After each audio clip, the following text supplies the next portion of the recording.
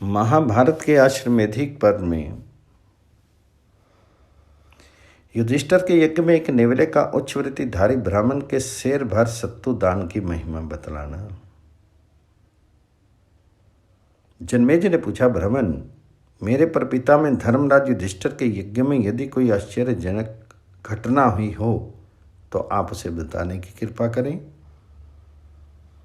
तो वैशंपायन जी ने कहा, राजन, युधिष्ठिर का वह महान अश्वमेध यज्ञ जब पूरा हुआ उसी समय एक बड़ी उत्तम किंतु महान आश्चर्य में डालने वाली घटना घटित हुई। उसे बतलाता हूँ, सुनो।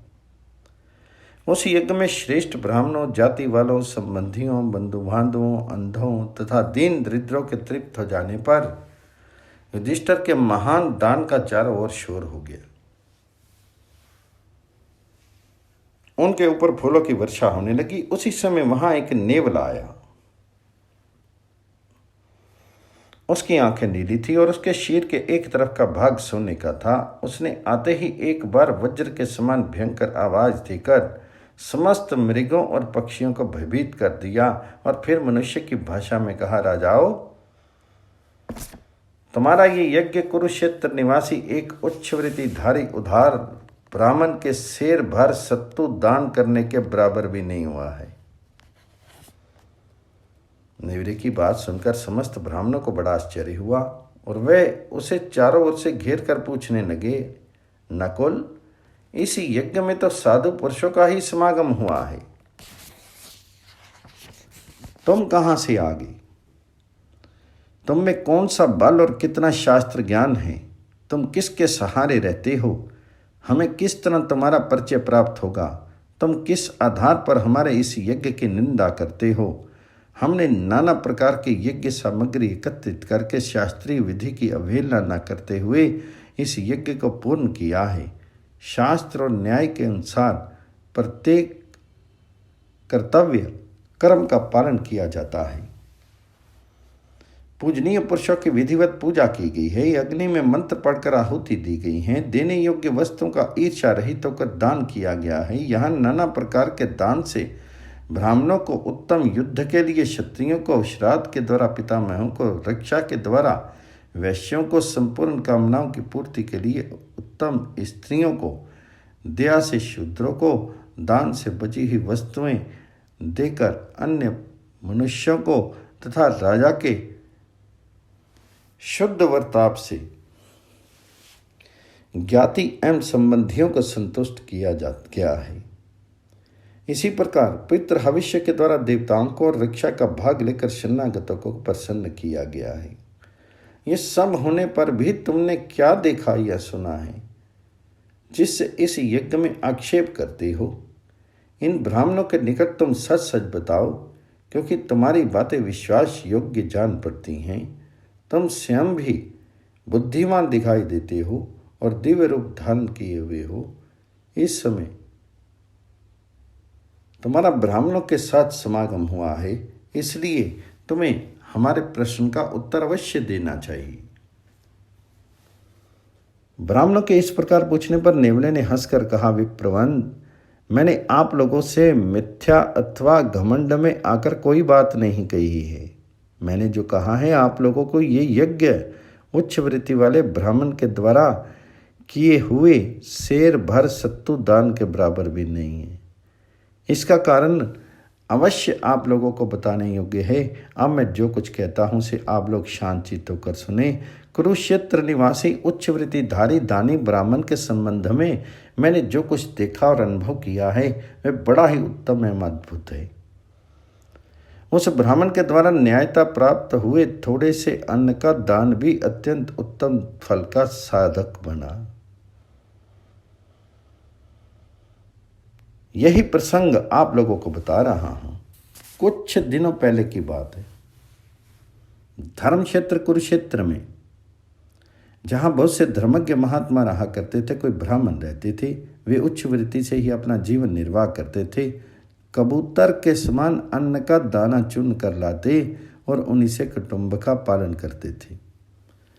वे अपनी स्त्री, पुत्र, पुत्रवधू के साथ रहकर तपस्या में संलग्न थे। ब्राह्मण देवता शुद्ध आचार विचार से रहने वाले धर्मात्मा और जितेंद्रिय थे।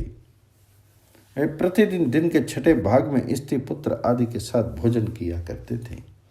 यदि किसी दिन उसमें भोजन ना मिला तो दूसरे दिन फिर उसी वेला में अन्न ग्रहण करते थे। एक बार वहां बड़ा भयंकर काल पड़ा।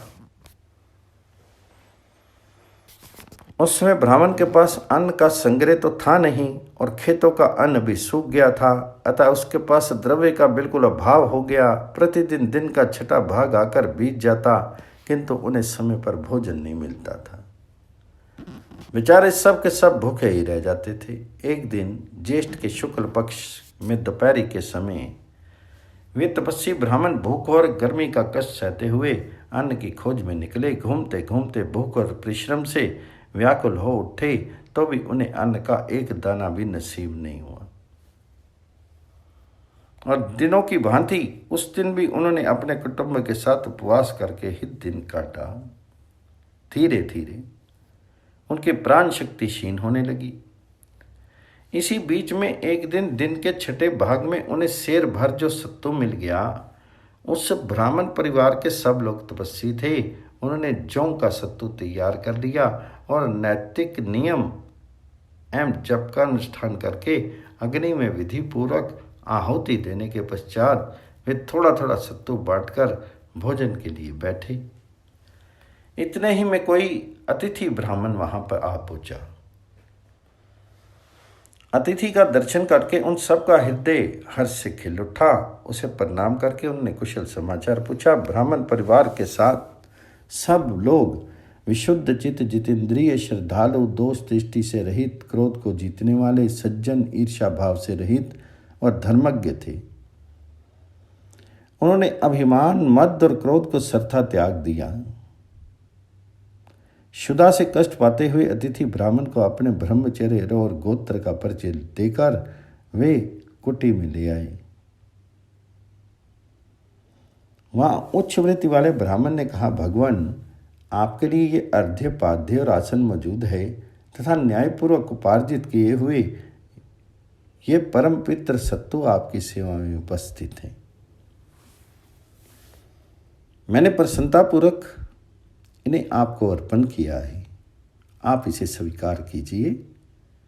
उनके इस प्रकार कहने पर अतिथि ने एक भाग सत्तू लेकर खाया, किंतु उतने से उसकी भूख शांत नहीं हुई। ब्राह्मण ने देखा कि अतिथि देवता अब भी भूखे ही रह गए हैं, तो वे ये सोचते हुए कि इनको किसी प्रकार संतुष्ट किया जा सकता है, उनके लिए आहार की चिंता करने लगे। तब ब्राह्मण की पत्नी ने कहा, नाथ, आप अतिथि को मेरा भाग दे दीजिए। उसे खाकर पूर्ण तृप्त होने के बाद इनकी जहां इच्छा होगी चले जाएंगे। अपनी पतिव्रता पत्नी की ये बात सुनकर ब्राह्मण ने उनकी अवस्था पर विचार किया। वह स्वयं जो भूख का कष्ट उठा रहे थे, उनके द्वारा ये अनुमान करते देर नहीं लगी कि ये बेचारी तो खुद ही क्षुधा से दुख पा रही है। इसके सिवा वह तपस्विनी बूढ़ी, थकी हुई और अत्यंत दुर्बल भी थी। उसके शरीर में चमड़े से ढकी हुई हड्डियों का ढांचा मात्र रह गया था और वह सदा कांपती रहती थी। अतः उसे अधिक क्षुधा आतुर जानकर ब्राह्मण को उसके हिस्से का सत्तू लेना उचित नहीं जान पड़ा। इसलिए उसने अपनी भार्या से कहा, कल्याणी, अपनी स्त्री की रक्षा और पालन पोषण करना कीट पतंग और पशुओं का भी कर्तव्य है। पुरुष होकर भी जो स्त्री के द्वारा अपना पालन पोषण और संरक्षण करता है, वह मनुष्य दया का पात्र है। वह उज्जवल कीर्ति से भ्रष्ट हो जाता है और उसे उत्तम लोकों की प्राप्ति नहीं होती। धर्म, काम और अर्थ संबंधी कार्य, सेवाश्रुवा, वंश परंपरा की रक्षा, पितृकार्य और सद्धर्म का अनुष्ठान, ये सब स्त्री के ही अधीन है। जो पुरुष स्त्री की रक्षा करने में असमर्थ है, वह संसार में महान अपयश का भागी होता है और परलोक में जाने पर उसे नरक में गिरना पड़ता है। पति के ऐसा कहने पर ब्राह्मणी बोली, प्राणनाथ, हम दोनों के धर्म और अर्थ एक ही हैं। अतः आप मुझ पर प्रसन्न हों और मेरे हिस्से का ये पाव भर सत्तू लेकर अतिथि को दे दें। स्त्रियों का सत्य, धर्म, रति, अपने गुणों से मिला हुआ स्वर्ग तथा उसकी सारी अभिलाषा पति के ही अधीन है। माता का रज और पिता का तेज, इन दोनों के मिलने से ही वंश परंपरा चलती है। स्त्री के लिए पति ही सबसे बड़ा देवता है। स्त्री को जो रति और पुत्र रूप फल की प्राप्ति होती है वह पति का ही प्रसाद है। आप पालन करने के लिए मेरे पति, भरण पोषण करने से भरता और पुत्र प्रदान करने के कारण वरदाता है। इसलिए मेरे हिस्से का सत्तू अतिथि देवता को अर्पण कीजिए। आप भी तो जरा जीर्ण, वृद्ध, शुद्धातुर, अत्यंत दुर्बल, उपवास से थके हुए और क्षीणकाय हो रही हैं। फिर आप जिस तरह भूख का क्लेश सहन करते हैं उसी प्रकार मैं भी सह लूंगी। पत्नी के ऐसा कहने पर ब्राह्मण ने सत्तू लेकर अतिथि से कहा, तिजवार ये सत्तू भी ग्रहण कीजिए। अतिथि वह सत्तू भी लेकर खा गया, किंतु उसे संतोष नहीं हुआ। ये देखकर उच्च वृत्ति वाले ब्राह्मण को बड़ी चिंता हुई। तब उनके पुत्र ने कहा, पिताजी मेरा सत्तू लेकर आप ब्राह्मण को दे दीजिए। मैं इसी में पुण्य समझता हूँ, इसलिए ऐसा कर रहा हूँ। मुझे सदा यत्न पूर्वक आपका पालन करना चाहिए, क्योंकि साधु पुरुष बूढ़े पिता के पालन पोषण की सदा ही अभिलाषा किया करते हैं। पुत्र होने का यही फल है कि वे वृद्धावस्था में पिता की रक्षा करें। श्रुति की ये सनातन आज्ञा तीनों लोकों में प्रसिद्ध है। अतः आप ये सत्तू देने में कुछ भी अन्यथा विचार नहीं करें। पिता ने कहा, बेटा तुम 1000 वर्ष के हो जाओ तो भी मेरे लिए बालक ही हो। पिता पुत्र को जन्म देकर ही उससे अपने को कृतज्ञ समझता है। मैं जानता हूँ बच्चों की भूख प्रबल होती है। मैं तो बूढ़ा हूँ, भूखे रहकर भी प्राण धारण कर सकता हूँ। जीर्ण अवस्था हो जाने के कारण मुझे भूख से अधिक कष्ट नहीं होता। इसके सिवा मैं दीर्घ काल तक तपस्या कर चुका हूँ, अतः अब मुझे मरने का भय नहीं। तुम अभी बालक हो, इसलिए बेटा तुम ही ये सत्तू खाकर अपने प्राणों की रक्षा करो। पुत्र बोला, पिताजी मैं आपका पुत्र हूँ। पुरुष का प्राण और त्राण करने के कारण ही संतान को पुत्र कहा गया है।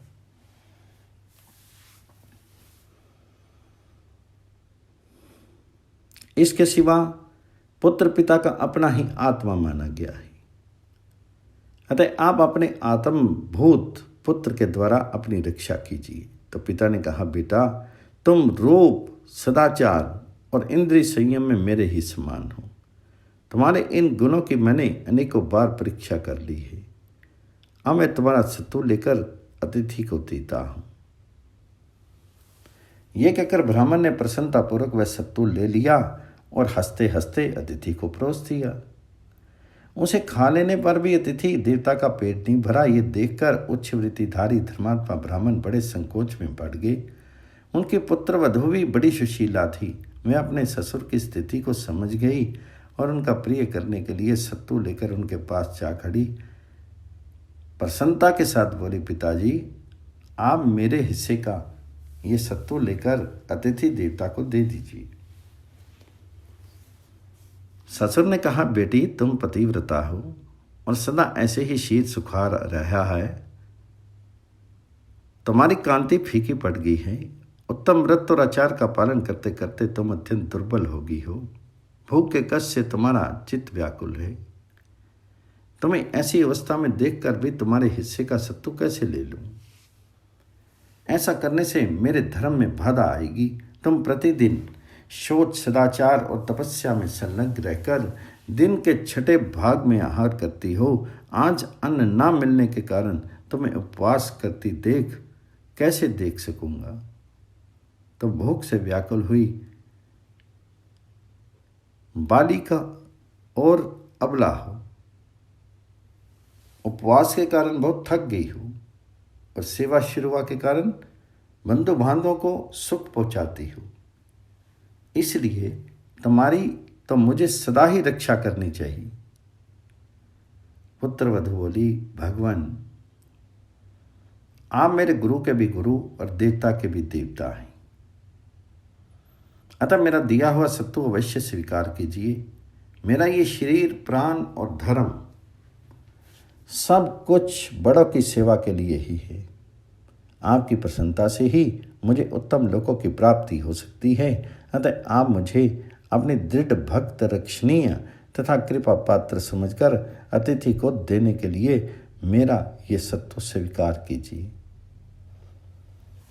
ससुर ने कहा, बेटी तुम पतिव्रता हो और सदा ऐसे ही उत्तम शील एवं सदाचार का पालन करने में तुम्हारी शोभा है। तुम धर्म तथा व्रत के आचरण में संलग्न होकर हमेशा गुरुजनों की सेवा पर दृष्टि रखती हो, इसलिए तुम्हें पुण्य से वंचित नहीं होने दूंगा और श्रेष्ठ धर्मात्माओं में तुम्हारी गिनती करके तुम्हारा दिया हुआ सत्तू अवश्य स्वीकार करूंगा। ये कहकर ब्राह्मण ने उनके हिस्से का भी सत्तू लेकर अतिथि को दे दिया। उच्च वृत्तिधारी महात्मा ब्राह्मण का ये अद्भुत त्याग देखकर अतिथि बहुत प्रसन्न हुआ। वास्तव में पुरुष शरीर धारण करके साक्षात धर्म ही अतिथि के रूप में उपस्थित हुए थे। उन्होंने ब्राह्मण से कहा, विप्रवर तुमने अपनी शक्ति के अनुसार धर्म पर दृष्टि रखते हुए न्याय उपार्जित धन का शुद्ध हृदय से दान किया है। इससे मैं तुम्हारे ऊपर बहुत प्रसन्न हूँ। आहो, स्वर्ग में रहने वाले देवता भी तुम्हारे दान की घोषणा किया करते हैं और करते रहेंगे। ये देखो, आकाश से फूलों की वर्षा हो रही है। देवता, ऋषि, गंधर्व और देवदूत भी तुम्हारे दान से विस्मित होकर आकाश में खड़े खड़े तुम्हारी स्तुति करते हैं। ब्रह्मलोक में विचरने वाले ब्रह्म ऋषि विमान पर बैठकर तुम्हारे दर्शन की प्रतीक्षा कर रहे हैं। अब तुम दिव्य लोक को जाओ। पितृलोक में तुम्हारे जितने पितर थे उन सब को तुमने तार दिया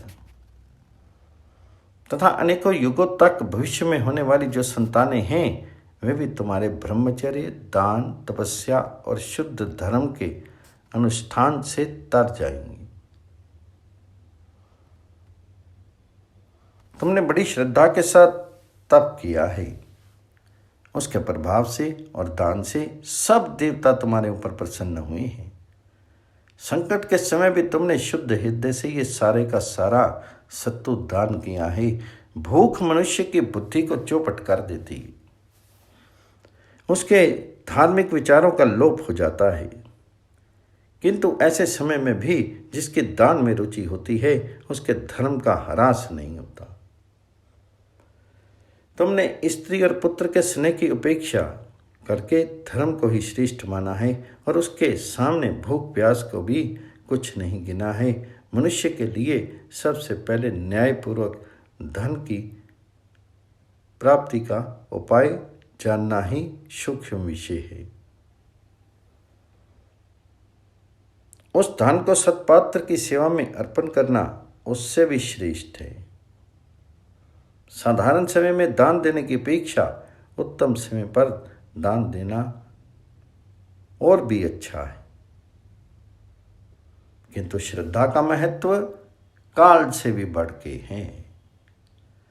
श्रद्धा पूर्वक दान कर देने वाले मनुष्यों में यदि 1000 देने की शक्ति हो तो वह 100 का दान करे।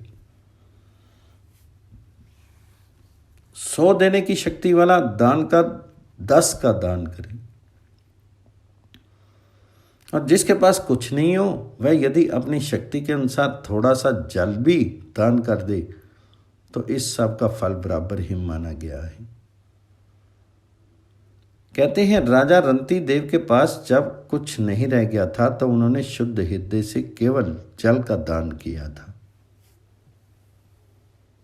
अन्यायपूर्वक प्राप्त हुए द्रव्य के द्वारा महान फल देने वाले बड़े बड़े दान करने से धर्म को प्रसन्नता नहीं होती।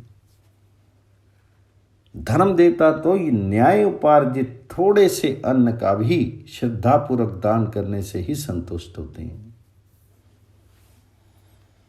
राजा निरिग ने ब्राह्मणों को 1000 गौएं दान की थी, किंतु एक ही गौ उन्होंने दूसरे को दान कर दी, जिससे अन्यायता प्राप्त द्रव्य का दान करने के कारण उन्हें नरक में जाना पड़ा।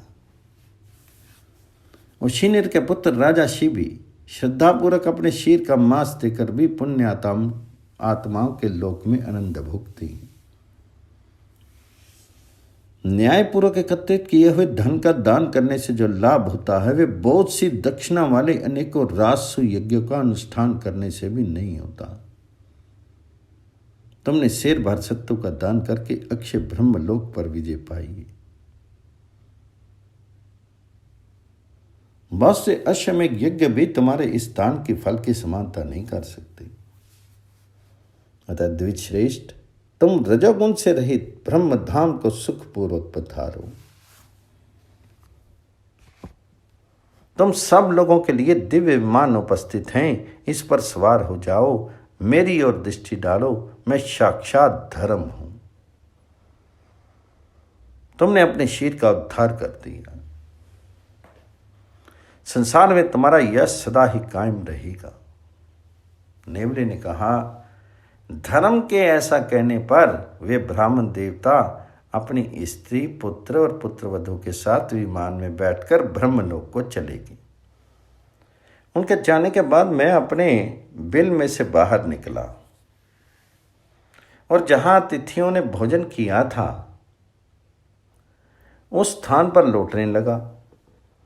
उस समय सत्तू की गंध सूंघने, वहां गिरे हुए जल की कीच से संपर्क होने, दिव्य पुष्पों को रौंदने और उन महात्मा ब्राह्मण के दान करते समय गिरे हुए अन्न के कणों से मुंह लगाने से तथा ब्राह्मण की तपस्या के प्रभाव से मेरा मस्तक और आधा शीर सोने का हो गया। उनके तप का ये महान प्रभाव आप लोग अपनी आंखों देख लीजिए। ब्राह्मणों, जब मेरा आधा शीर सोने का हो गया तो मैं इस फिक्र में पड़ा कि बाकी शीर भी किस उपाय से ऐसा ही हो सकता है। इसी उद्देश्य से मैं बारंबार अनेकों तपोवनों और यज्ञ स्थानों में प्रसन्नतापूर्वक भ्रमण करता रहता हूँ। महाराज, युधिष्ठिर के इस यज्ञ का भारी शोर सुनकर मैं बड़ी आशा लगाए यहाँ आया था, किंतु मेरा शीर सोने का नहीं हो सका।